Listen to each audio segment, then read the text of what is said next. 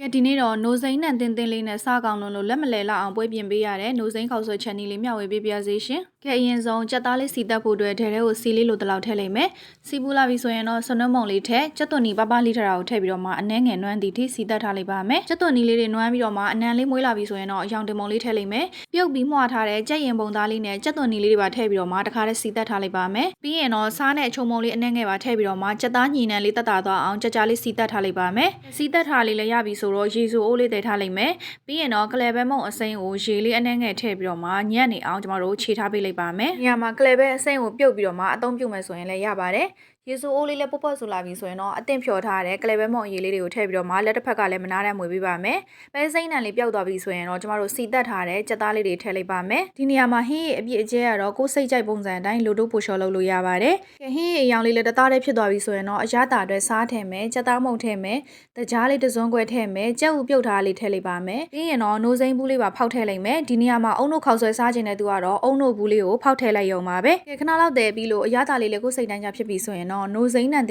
င်းလေးနဲ့လက်မလဲလောက်အောင်ပွဲပြင်ပေးရတယ်ကျမတို့ရဲ့နိုးစိမ့်ခေါက်ဆွဲလေးကစားလို့ရပါပြီရှင်အားလုံးကိုကျေးဇူးပါရှင်